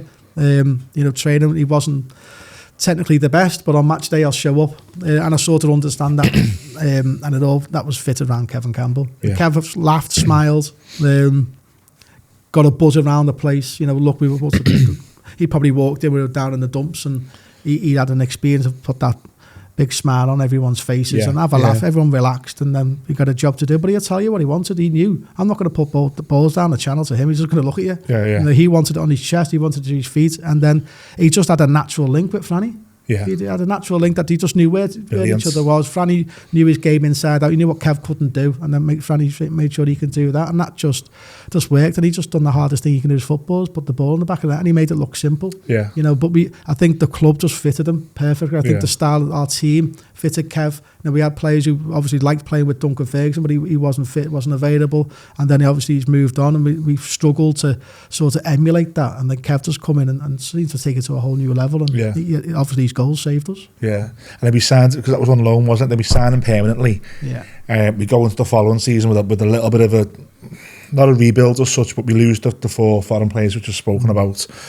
Richard Goff, which we've touched on, comes in. I think Scott Campbell comes in, because I think Tony Grant was, we've had Tony on the show and he said his ankle was shot. So I think Scott Campbell comes in to do what Tony was doing. But you don't seem to be as part of it in this like 99, 2000. I think he started with David Unsworth at left back. I'm not too sure whether he just wanted a height or something, but you seem to only come in intermittently. Was that a form issue, or was there a bit of needle there? Or no, I don't. It was that Pistone come in as well? Pistone came in the following season, but I think it was the 99-2000 season. You just never you weren't the first name on the team sheet anymore. Yeah, no, I don't. I'm not sure what that was, because I went from number 20. I got the number 3 shirt. But this was probably the year where I had proper issues with my knee injuries. Okay. And it was like, I used to get a lot of stick off Dave Watson, and he was obviously the coach under Walter, going, you know, wrapping it with cotton wool. But you'd be playing away with England on a Thursday night and then expecting to play on a Saturday. Yeah. And I was basically getting patellar tendonitis, which is, you can't really do much about. Really, you've got to ice it, relax, chill. You're getting injections and you can't play for 6 weeks. So that could have been possibly that journey. Yeah. I hardly trained. I was never really at Belfield. I'd be there at Belfield just to turn up, get ice, go home. I might have to train Thursday, Friday. Yeah. So I really struggled under that. But then I got on top of it all. So probably just out of sorts, where I think the manager wanted a big, stronger back 4, back 5. I think we played a back 7 at times. I think played Abel right back and David Unsworth left back. Yeah, and then when I was involved, you know, there'd be myself and somebody else in centre mid. Yeah, you know, you play left mid sometimes. Yeah, left mid, left side of the centre. And it was basically, we had like 7 centre halves playing at times, and I don't know why. It's just the way it was, and you know, he brought Unsy back. Davy Weir came in, didn't he? Davy Weir came in. Goffey. I'm trying to think of the right back. And he played Richard Dunn right back. The biggest right wing back in history. We just had a big squad of defenders, and I didn't get the consistency. Maybe because it wasn't my knee injury, could have been a bit of, you know, he didn't pull. I was always in the office with Walter Smith. Yeah, always talking. You know, he was really good at that. You go, right, come and have a little word, and he was just saying about my game, be talking about life, and then he'd be going, right, you know, we're talking about contract. He want you to be more a leader. What he wanted from me as a character, basically pushed him, keep on pushing them all, and that's what I done. But you know, maybe that season it probably the mix of my knee injuries and form. Probably that's why I didn't get the opportunity to play as much. I brought that up because I've got a bit of a double-sided question here. You've mentioned a squad number, which leads me into it. So that 99-2000 season, you were the number 3, and you were the number 3 the season prior. We bring in a new left-back. We actually bring in 2 a bit later on. Gary Naismith comes in. You go from number 3 to number 12. Yeah. The looks as a supporter to have been a bit of a messy instance where the club say you and Richard Dunn missed training, and you and Richard Dunn come out and go, that absolutely wasn't the case. Yeah. What was going on there? Because when you say that out loud now, it looks like you're done. Yeah. Well, it was. I think I was doing the freaking fashion shoot for the new kit and all kinds. And then Jimmy went, your number's changed. I went, why? So Alessandro wanted number 3, so the club were given number 3. And he's like, all right, I'm not bothered, I'll have 25. He went, no, you got 12. You're like, who wants 12? Oh, yeah. So I'm not like, we've got 25 or any good number. I went, who wants 12? Like, unless you're Henry or something like that. Yeah. 12 back then was like, freaking hell, what's all that about? And then you go, right, okay, I'll just prove my point now. It was and I had to sit back and just thought, right, I'm not getting an opportunity. He's obviously going to go for the new signing. I've got to wait by the time like I have in the past, and when I get the opportunity is showing what I'm all about, and that's basically what I've done. I was on the bench, I'd come on, and within like 5 minutes we got a penalty at the Gladys Street, and I haven't scored the Gladys Street, and I always go to the keeper's right, and I end up going to the keeper's left. So I gambled on myself, and I just turned around and looked at the manager, and like he was obviously happy, but it's like, look, I'm not going anywhere. And I think that from then on, then he started playing me a lot more, and I started getting back in the game. And I think I finished the season Young Player of the Year or Player of the Year or something. You did, in that year. You did. And that was just like probably the competition I needed to lift my game. I had to wait for an opportunity, but we've got Gary Naismith came in as well. So you've got like 3 left backs. Of Unsworth can play left back. Gary Naismith, Pistone, and then there's myself. You think so? There's 4. That in a small squad, you can play in that position. So I got used sparingly from left side to centre half, alongside Goffey in a 4 and a 3, left mid. I was all over the place, but as long as every time on the pitch, and I was to prove Walter Smith. We probably weren't getting on as we were in the past, but it made me hungrier to prove him that I'm capable to be in this team, and I wanted to prove a point that he should be playing me and he shouldn't be wasting money on other fullbacks. We'll get to the end of that season, and you're right. I was at the Blue Kipper Awards when you got the Player of the Year, and I want to ask you about something you said there at the end of the show. It's imminent, but a couple of players I want to talk about in that period. First one is a move that's like so controversial. Nick Barmby goes to Liverpool. We also lose Don, and we lose John Collins, which leaves a massive hole. Some characters come in, but the Barmby one. When you were hearing about that, was that a bit like... we didn't really get to hear much about it. You just, in training, you just go along with it. You go in training, you train, you do what you need to do, and everyone has their own sort of private life, really. Me and Richie stay together, going home, and Slavin Village or whoever was sort of there, you live by around, you sort of get closer to whatever. So Nick was the other side, and I think he was travelling home a lot. So... it's sort of, the only time I spoke to Nick was basically when I was in the England squad, not long after. He'd left this time. He'd left, and he just pulled me. I was walking on the coach. He said, I had to go for my career. He said, I had to go. He said, to do what I want to do in my career, I had to leave. I just went, shut me and whatever, and I carried on doing what I needed to do. So that everyone's got their own ambitions, and I know what happens when I move to a football club. It's there's a lot of stuff that happens behind the scenes, and you don't know what happened with the Nicky thing. And look, it was a sore one, but so I just knew when we were playing against each other, Nicky could have a go. Nicky was. I remember his first training session at Everton, and he must have thought, who's this? Because we were training in reserves. He come in, and his first training session at Belfield was in the reserves against us lot. So his elbows were out pretty sharp, but so was everyone else's. So it was welcome to Everton. It was. He got a bit of a tough first day. So, but he loved it. He thrived off all that. He was small in stature, but Nick, he'd have a good go, and his ability as a player, like on the ball, but in his brain as well, was spot on. So we knew we got someone who would do well for us, and he got the opportunity he felt to better his career and make that move. But then I'm thinking the Derby days coming around soon, and he knew exactly what my thoughts were, but I knew what his thoughts were, and we had a very tasty 50-50 Yeah, okay. At Anfield, and yeah, it was unfortunately after the game he scored, but it was a very tasty 50-50 with nothing sort of left. I think I recall left that. I think I recall you going off and you looked sick. I came off the second half because it was my right thigh was all gashed, so it was all split open. So at half time, the Liverpool doctor was stitching me up. I didn't go into the in our changing room. I was just getting stitched up, and then I come back out second half, and then I think Liverpool were having a corner, and the ball came up for me. I was gone. My leg was gone. It was a dead leg, totally gone, split open, and then that was it, straight to the hospital. It was so that was really frustrating because you just never want to come off a football pitch. You feel like you're invincible and you'd be fine, but but from the manager's point of view, the fans think he can't walk, he can't run. Yeah, he's got to come off. You've got to come off. So that was disappointing. But yeah, look, Nicky goes. It sort of happens. It's hard one to swallow, especially for myself and the local lads. He was close to Alan Myers, Nicky.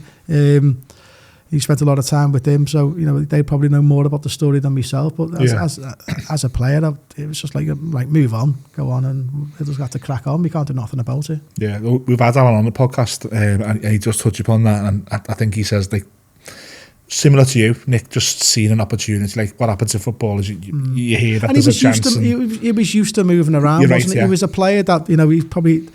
If it adds up all these transfers for you at that age, he probably would have been up there. He moved around a lot. He didn't stay too long, so probably nothing new to him. Yeah. You know what I mean? So rather, for the rest of us who've just been one club at the time, it could have been a bit more of a shock. I was in the old away ends at Leeds. He used to have behind the goal in the small stands, and he was on the bench and he warms up. And you see in his face, can I warm up that end instead? Like, no, and he got it. Like there's people waiting for him. Not as direct replacements, shall we say, but in walks Paul Gascoigne. What was he like? Oh, freaking nutter. Pre-season, I remember just, I don't know what I was up to, but I just opened the door, I had a bit of a noise, and it's just all the kids, even some of the senior players, just sitting there with their legs crossed, and Gaz was just telling stories, it was like a classroom. It was just like, one in awe of how you can imagine Paul just giving stories after stories, and everyone's just in awe of him.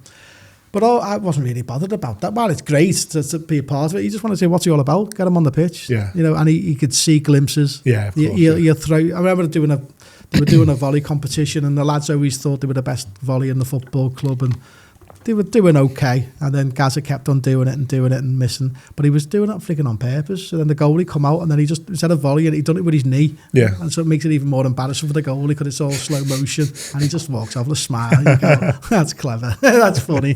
But he was at that age of his career where he wasn't obviously at his best, but you just see glimpses.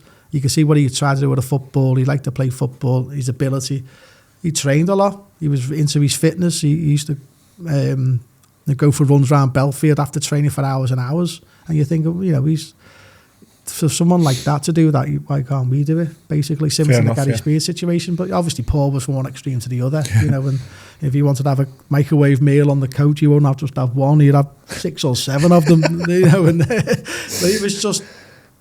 Yeah, he was just brilliant to be around. He was always a bundle of joy. Like playing cards at the back. It was John O'Kane had a bit of a twitch. Yeah. And by the time he got off the coach, Gazza's got the same twitch, and you're just thinking, he's nuts. He's absolutely nuts. But you just love being. He was just the most generous man I've ever met. We would. If he go around the city and someone asks for an autograph or a shirt, he'll just take his shirt off his own back, sign it and swap. He might go out with a full suit on and come home with a pair of shorts and flip-flops and a vest. Yeah. But that was him. The homeless people, he'd be getting them food. But all the stories about Paul it's all about just being generous. True. He couldn't give enough time to everyone. I was afraid sometimes to, even though I know some of my mates were in the away section, to throw if I was a sub and throw my jumper over. Yeah. Because Jimmy Martin would probably batter me. But Gazza didn't care. Yeah, of course. But then Jimmy did have to pull him and go, look, you're going to bankrupt us at the minute, because Gazza basically give everything away. I'm thinking, if I give a shirt away, Jimmy would be on my case. With Gazza just give everything away, shorts, the bills, the lot. And it was just, and he's brilliant with the lads, with Phil Jevons and all that, with all there. he spent a lot of time with the youngsters, so the youngsters would have been just ignored him. But obviously in the first team players would ignore him. But you realise the amount of fame he had. You know, even going away, I can't remember what team were playing away, but on the bus, if he sits by the window, there'd be people trying to get photos of him, and then you have to put the curtain over, and you're thinking, oh wow, you know, he's a proper star, you know, and this is what happens. You know, we played alongside some legends in the game who were heroes of mine, but he was just like a national legend where press was just everywhere he went. But look, training wise, you can see the glimpses. And as long as you can play football and have a go, I don't really care. You know, as I said, we've had so many players come in that didn't really hit the heights. You know, we were panicking, trying to bring experienced players in, but they just didn't do it for us. Unfortunately, you just hope Paul wasn't going to be another one. I was back then. I was home and away with Everton, and you'd get subbed at away games, and the home crowd would clap him. Yeah, and you think that's the touch. That shows how good a footballer he is. The only other person I want to mention before we get back to. He came back as well. Big Duncan comes back in 2000. You play another season with him. It's sort of apparent that he's starting to break down a little bit. He's not on the pitch as much as he should be. But boy, when he's on the pitch, he's a handful. Just look back at your time with Duncan in both spells. What was he like as a player and a lad? You know, as a fan, like he was the only one. You know, back in 93, 94, 95, you're just thinking we had a few players there. You sort of go. Yeah, like him, like Kanchelskis, obviously when he come in, but Duncan, like we all know, Duncan was on loan for a month and nothing really happened. Ian Durant was the player that everyone was talking about, raving about. You know, he's man of the match, and it looked like we were going to sign him. And Duncan scores based on his last game on loan, and that just changed everything. Changed his career, changed me as a fan because we had an icon to support. You know, he sort of got Everton football because we knew what made us tick. So, you know, you go to Wembley 95, you got your Duncan top on and all that kind of stuff. And then next year, he's alongside you, a bit weird. But then Duncan was always the same in training. Like, if against myself, you know, if I got in the England squad, he goes, I'll just turn the England centre half there. So, you know, chat like, won't happen again. And he'll give you that little stick. But he knew he was good.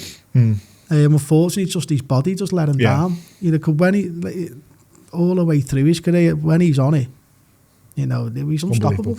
Unstoppable. You talk like Rio Ferdinand later on when Duncan was really suffering, was struggling. Imagine when you're playing against Duncan in his prime, like 96, 97. You know, when the old school centre halves who were supposed to be the bullies stayed away from him. You know, and we knew that. You know, he sensed that, and you know, he could play the victim a few times and pretend he's going to do something, but he found a bit of space and he'd be clever. And obviously, he's on his feet. He was better. He was really good on the ball on his feet, and so people would back him off. So you fired the ball into him, and he could tear and find a pass and get the strike. The Forest game when he scored outside the box, Man United scored outside the box. But the defenders always thought he was just, you know, heading ability. That's all it was. Which obviously he was a huge threat. But that was all we had to do at training. Like, total opposite in England, where they say Michael take the wide free kicks and whip them in and aim for that back post. You go to Duncan, you just put it in there. Just put it in the air and I'll beat the goalie, I'll beat everyone. And he'll say that in front of everybody. Even when we're doing defensive set pieces in the training ground, you know, you go, just put it on my head, I'll score, I'll beat you, I'll beat all these. So you've got like Dave Watson, Craig Shaw going, I'm going to have a go at you. But it got them to compete. And that's what you want, because you're not going to, not the team, the opposition, not going to let you do what you want. So it was, he had that confidence and that belief. But when he had a go, mate, it was unstoppable. Nev used to give him a lot of stick and say a lot of things to poke him, because you poke Duncan, you're going to win a football match. Right. You know, and Nev knew that. You know, never gives us some stick before some games to get him going. And look, obviously, derby games, same to myself. Big games, Man United. Look, he can see he was ready for it. You know, maybe the rest of the games he wasn't as up as much, but probably we all weren't. But we needed Duncan. You know, Duncan was carrying us as a team. And when he's on fire, he was unstoppable. And probably nearly every centre half will probably say the same. Yeah. So that season, the England manager changes. Kevin Keegan is ushered out. I think Peter Taylor comes in on an interim basis. Sven-Göran Eriksson then comes in permanently. Your name is around the media's lips, and the Evertonians are pushing. I think even Walter says something in his press conference like they do well to look at Bawley, and you get in. What was it like being part of the England setup? Yeah, it was great to be part of a first official England setup. There was again, it was like my debut. Felt like it was dragging on forever because I was being part of the England system all the way through as a kid. In the squads with Kevin Keegan, never got on the pitch. Very close to Ray Clemens. I think Jamie Carragher got on the pitch. That was a story where I was warming up and he shouted "Bowley," and I've gone, I can hear him. So I started doing more stretches, and I looked up and he went, "Get Carragher." So they, that 17, 18, then to make my debut for Bulgaria. Then we under. Even missed out there. Peter Taylor was involved in the squad. I think that might have been Italy. Bulgaria all the way around, and it was Italy. So on the bench and being a part of it and being around like top players and training for the week and holding your own, having a go, but you're just not getting an opportunity. And the players in front of me, I was thinking, why? Like made up for them, but knew then they weren't going to be the future of England. Say if you look now, there's some players that are getting involved in England set up now. They're not going to be in the World Cup in 3 or 4 years' time or whatever. So give the kids the opportunity to see if they can grow and develop. And that was sort of my pathway where, like, Stu Pearce has left, it was open. There was basically no one really in front, and there was Michael Gray, there was Chris Powell. Pearce was not, obviously Andy Hinchcliffe was injured a lot. So that was sort of who I had to sort of get in front of, and I thought I was ready to go for it. But Chris Powell and Michael Gray were having fantastic years, and they wanted to give them the opportunity to be have an England cap. But I was thinking, they're not going to be here. I want it. Of course, yeah. So when it finally come around, it felt like I've been waiting for ages again. And it was Sven's first trip, and he just basically said everyone's going to get 45 minutes. So I knew it was going to happen. Wanted to start it. Yeah. Didn't start. Afterwards, I was pretty happy I didn't start because I think it was 0-0 at half time. Might have been 1-0 or 0-0 at half time, and then we ended up winning 3-1. Yeah. But then, I finally getting your England debut and winning and being a part of it. Owen missed a chance. I had to go home for. Cause obviously, growing up with sort of Michael and Lillishall, I knew his game inside out and knew where he'd like to be and put balls in the air. It was my first touch. Calmed me down when I'd done a nice little 1-2 and I just put the ball in the area where Michael likes to run into, and he lobbed the goalie and it just got cleared off the line or hit the bar or something. Yeah. I was like, if that just went in. Exactly, the assist. That just went in, and then it never happens. But that was a tick. Really proud moment for me and my family all there. I think it was my mum. No, my sister's February, so my sister's birthday. So it was a good moment for us all to enjoy. So that was it. But you just want more of it. That's all I wanted to do is get more and more caps for England, more and more games for Everton, and that was sort of the box ticked. Now can I get more consistency and get back into it? The next England international as an Everton player was someone you missed by a year, Wayne Rooney. Was he coming through when you were there? Did you see anything of him? Only when watching the youth cup games. There was we were. It might have been Blackburn. They were playing. Goodison Park, and then all the youngsters, our group would go and support the youth cup teams and watch them, and you go, who's doing well, who's who, and Wayne was always like a name. He said, he's one of the youngest lads, but he's doing really well. And some lad shot from round about the halfway line, and I'm sure it hit the bar. And I'm thinking, why is the centre half there? He goes, that's a striker. I went, confidence. I said, who's that? And he went, Wayne Rooney. So it was like, that was the first moment I thought, well, he's just shot there basically on Goodison Park from 5 yards into his own half. Yeah. You think normally a centre half doesn't pop it in. He's had a shot. Thinking, wow. And look, when you're watching the game, he was everywhere. I can't remember the scoreline, but that was the only occasion I came across him. Yeah. It's obviously all the history happened after I left the football club. That's what I'm just going to say, and the reason that you missed him is because in 2001 that you leave. Now I'll go back to my story at the Blue Kipper Awards. Yeah, you're on the stage. I think you're on stage with Goffey because I think Goffey's retiring, and I think he just came to say goodbye. You're flat out asked because I think Steve McLaren's put your name on his lips. Said he had the borough manager. I like him. We've announced we're bringing Alan Stubbs in as a centre half where you've been playing, and Pistoni's getting fit again. Yeah.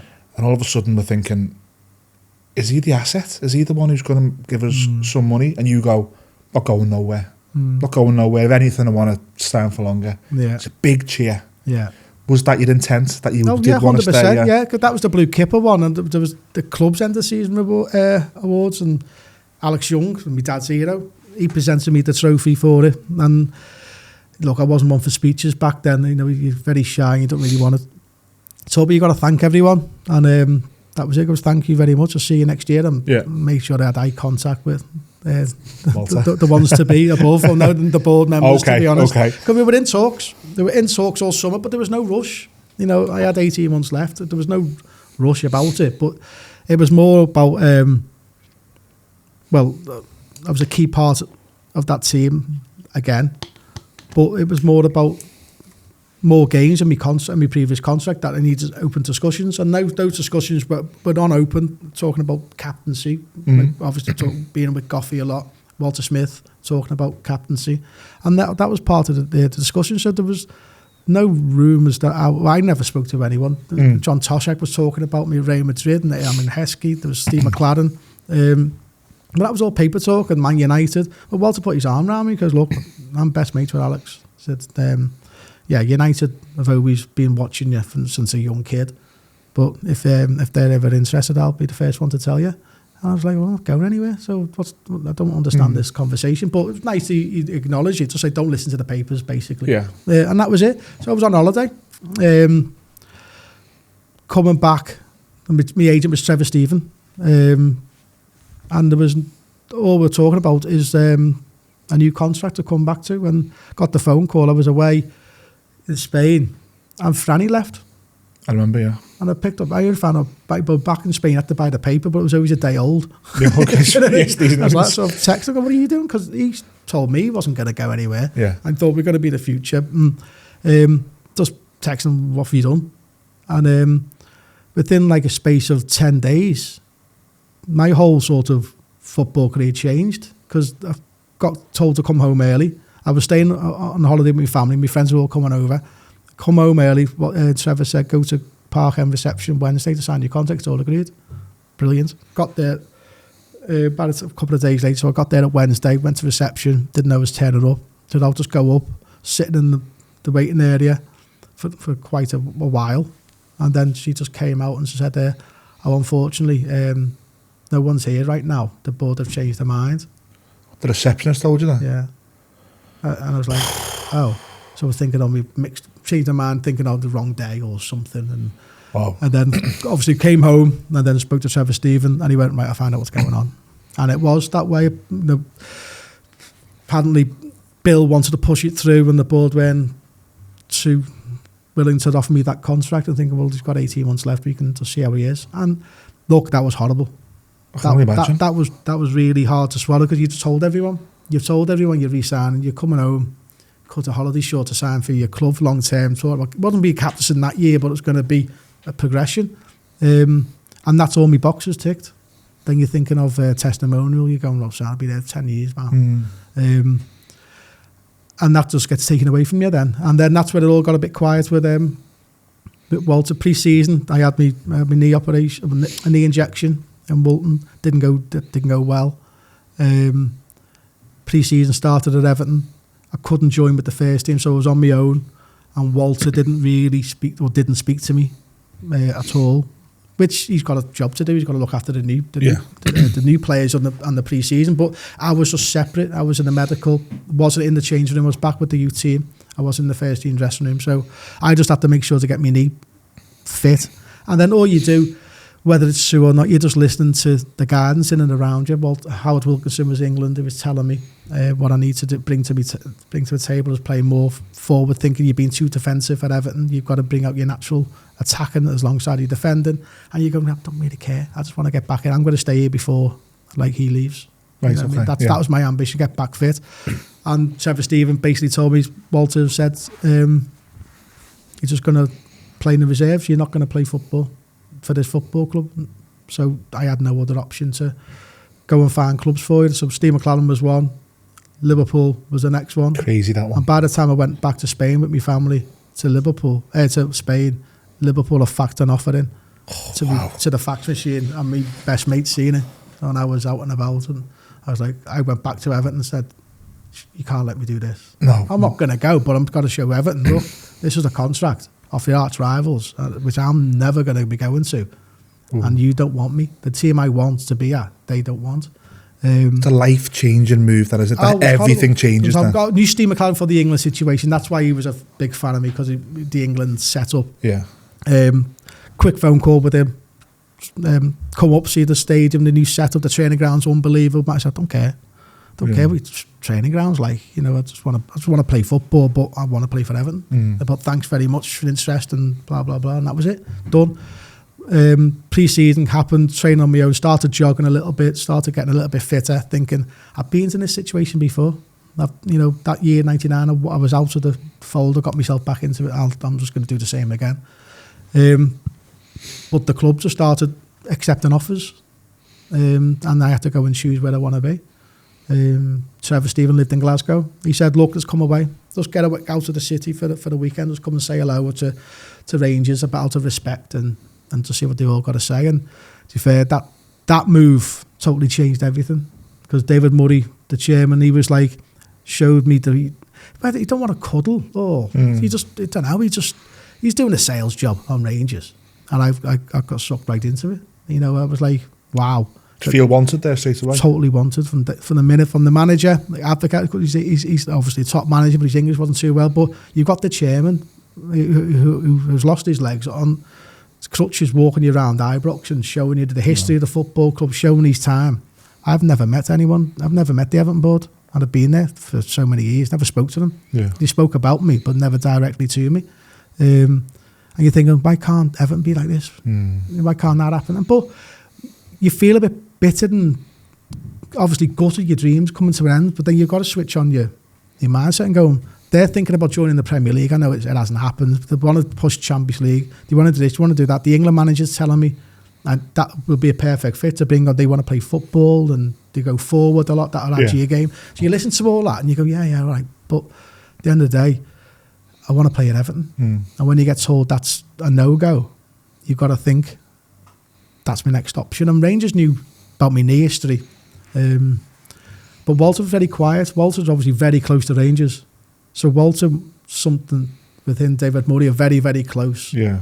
So while Walter never spoke to me, I think he was trying to help his old club of bringing a player with abilities to go. And when you look back at it now, my knee was knackered. So the club had probably made a decision. They could have gone about it probably a better way than what they did. They made me to be the bad guy trying to force a move. I said, well, if I was the bad guy, I would have asked for more money. You know, there was owed a lot of money from the club, but I walked away from it because I thought, you don't want me. You know, and that money now is going to save the football club. The money Franny Jeffers got took, and Franny was a bad guy. I was the bad guy. That money saved the football club. Alongside all the smaller fees for all the other academy guys. But it's just the way the club went about it didn't sit right with me. Thinking, why would I want to hurt my own football club? It's the last thing you want to do. But you realise it's football, it's the business. And if you look back now, when I look back now, I go, well, they had four left backs, and then they've got an asset there that will save the football club with a knee injury. That basically 15 games later at Rangers, I was out for 2 years. You broke down, While Everton, if that happens, it could have been financially a killer for them. If we signed a new contract and I broke down, the club could have been a lot worse state. So the club have done the right move. It's mad to me that you can see that. You know, it's mad that as the man it's happened to, that you can actually go, do you know what? I can actually see now why they actually done it. But they could have told me that. That's my thing. Is that they could have been a bit more open and said, look, you know, we need the money. Wish you well. You know, playing at PSV and you're playing at Rangers, you see players move on to do better things like Broncares going to Arsenal. That's how they're good luck. Yeah. And they're proud that they developed you, not kick you down. You know, and that's the slight difference with a seeing, and you get a bit more experience. You realise, well, the club have probably made the right decision because medically they weren't ready. They weren't in the right department. When I went to Rangers, while it was gutting for me leaving the football club, it's probably what saved my career because they had a full-time doctor. Everton didn't have one. And they didn't waste a penny on any medical things. So when there was an issues, you were getting a scan straight away. You get an ultrasound straight away. At Everton, we didn't have the funds. You know, the doctor had to sort of put a bit of ice on it and wait a couple of weeks. And you know, if you look at Duncan's hernias, if Duncan had the medical Duncan would have the hernias. Yeah. You know, but they just didn't have the funds to fund the medical department at Everton at the time. It's not the physio's fault. It's not the doctor's fault. Just the funding wasn't there. We went to Rangers, broke down. They knew from me. My medical at Rangers lasted 2 weeks. I could have come home at any day and come back to Everton at any day. I was going, well, but Rangers were going, look, something's not right. But I was doing everything they were asking. And they put a point on us. Sean Connery come on the pitch and basically picked me up to take me to go and sign him. God, this is weird. But they knew there was something going on. But it was the injections I had at Everton over the years have masked my issue. Yeah, of course. But so I can still do stuff. So finally, when the injections broke down and issued out, my knee blew up. And within a couple of days, I've been sent on a plane to Colorado, America, to the best surgeon in the world, Dr. Stedman, who was done R9 and done the history of all like skiers and very famous footballers and got them back playing football. It wasn't just the local fella around the corner. It wasn't Western Hospital or anything like that. It was the best of the best. And I had the credit cards basically with the doctor, and it cost a lot of money. It was like 20,000-30,000 quid for certain departments of just to go and see him, you know. So they didn't scrape to make sure, okay, I'm an asset to them, but to get me back playing football. Whereas obviously the flip side, if I stayed at Everton, if I broke down, what would have happened? Injection. You know, it might have been another injection, but it might have been an operation, but it might not be with the best of the best. You know, you just don't know where you'd be. And the surgeon looked at me, tested me, and he just said, you're fine, you can just do some exercises. And he went, I just let me put you in a scan. And he's seeing the state of my knee, and he was really, really upset on the doctor who was with me. And the doctor said, there's nothing to do with me. We bought obviously this player to the football. This is his previous medical history. So he had a few choice words and said, I bet he did. That was medical negligence. Whatever happened, I had one thin, fresh patella left. The rest of it was all ripped because basically injections when your knee, which are fine. I've had them in ankles and players have used them before. They normally go around your issue to protect it, and you need them every, say, 6 weeks or a couple of months, depends on how serious it is. My needles weren't put in by ultrasound. It was basically blind, where you touch it on a pen, this is where it's sore. They put a little marker on it, and then they basically put the needle into your tendon. So it basically killed all my tendons in and around my knee. Somehow, obviously, it was sore for days afterwards. And I remember going back to the hospital, the doctor, and going, well, I had to go home on crutches. I had to phone me once to come pick me up, you know. He goes, no, you're fine. I said, no, I'm not lying. I had to rob crutches off the receptionist because I couldn't walk for 3 or 4 days. And he was, oh, it shouldn't be like that. This one won't be like that. But it was exactly the same. You know, I couldn't walk for 3 or 4 days. But you can't train for 3 or 4 weeks. So it all dies down, and then you can do what you want to do. And I'm in my head, I'm thinking, it can't be that bad. I've got player of the year. I'm playing Premier League football. I'm doing well. So my knee can't be that bad. Of course. You know, so you think that way. You're thinking, you know, it's sore, but you get soreness. You're playing football. It's a physical game. You're going to get, you know, but it's manageable. So then, obviously, Rangers. When I did that, they sent me to the best of the best, and basically that was 18 months out of me. Well, the rest of that year, that was roughly around about Christmas time, December. So I missed all that season, and then I missed all the following season, which we won the treble, which was obviously buzzing for everyone else. But another reason why I went to Scotland was basically to play football, win things, and try and get back to Everton. You know, that was just sort of your ambition of get them out there. Hopefully, Everton will grow up a bit more. You know, get a bit of money into it, and then be able to come back and play for Everton Football Club. Do you know what? I had this question anyway, and you've led me perfectly into it. Were you ever close to coming back? Because there was rumours a few times. I remember the big one was when Pistone went in 2005, and we just qualified for the Champions League qualifier. And I think for whatever reason you were available, and that might have been the year you moved to somewhere else. But were you ever close? Was it ever on the table? Well, I never spoke to anyone, but it was always a conversation with Trevor Stephen. Yeah, it was like players have moved on. Pistone got released, and there was only the closest I think I've ever got was this story when Trevor just said, well, I spoke to Bill. Obviously, Bill wants to bring you back. Yeah. But he wants you to phone David Moyes. How's that work? I went, why me? I said, I can't do that. I'm under contract at Rangers. But I'm going, right. So I thought, right, okay. I was thinking, well, I want Moyes to want me. Yeah.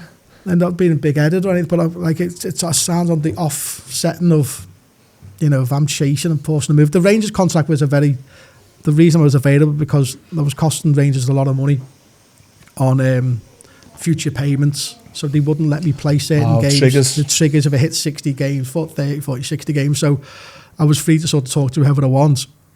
I was paying Rangers 4,000 just to play games, just to finish the career, to get me playing football. Because if I don't play football in Scotland for 12 months, my career is going to go nosedive. I need to play. I need to prove I'm still capable after my injuries.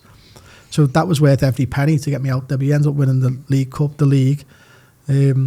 Obviously, I ended up going to PSV, but round about that time, that was when it looked like, not close, but there was discussions there. Yeah. But I think they ended up bringing back Bastoni. Yeah, in the end, and I was just devastated when I got the news. Like, that's the door closed. Then, yeah, I'm just thinking I should have just picked up the phone.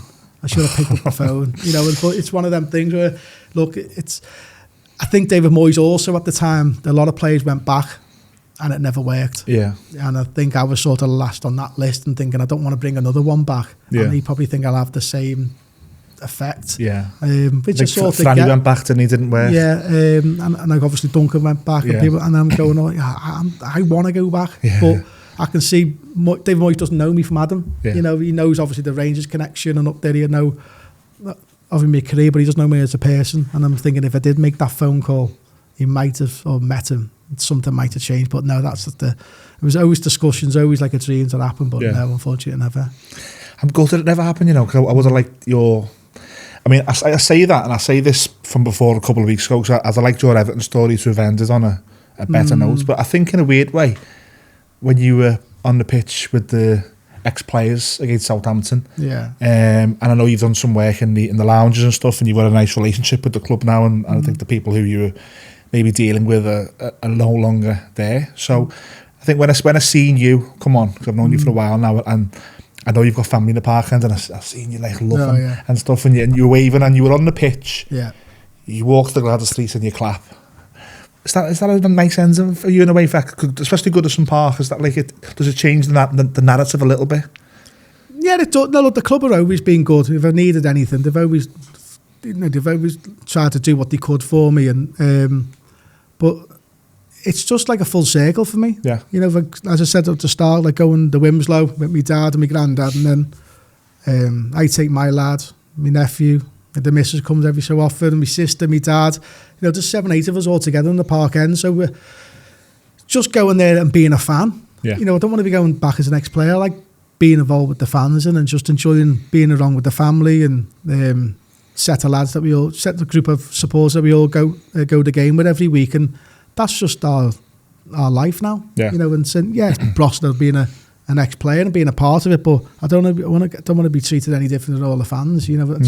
So when the club sent me the email, you've been an opportunity to come to Southampton to go on the pitch with their ex-former players. That was nice of them, and it was the day was brilliant. It was started off at the hotel, the Titanic. There was a few champagne brekkie, I think some of them started the night before. And it's just brilliant. It's just so you walk in, you're a little bit nervous, apprehensive, because some of the players you don't know. Of course, some of them you've cheered on for years and you've never met. Yeah. You give an opportunity to say hello to them. Some of your dad's here, my granddad's heroes like Tony Kay, and you're just chatting, and you go, wow, like I'm a bit of a fanboy myself, really. But then you're sitting around catching up with like Danny Carter-Matri, Granty, and lads that you don't get to see a lot. So that was a boss little buzz, and like Gary Naismith was brilliant. I think he had a good night the night before with a few other ex-players, so they were telling me the stories, and it was just good to see them all just enjoying themselves and being part, and then knowing like we've all got something in common together. We play for this brilliant football club. Wish we would have been successful our years. You feel like when you look at the others with all the medals on the table, you're thinking, I wish we had something to show for it. But it was great for the club to invite us. The day was brilliant. The team done what they needed to do on the pitch. They were professional, made it easier.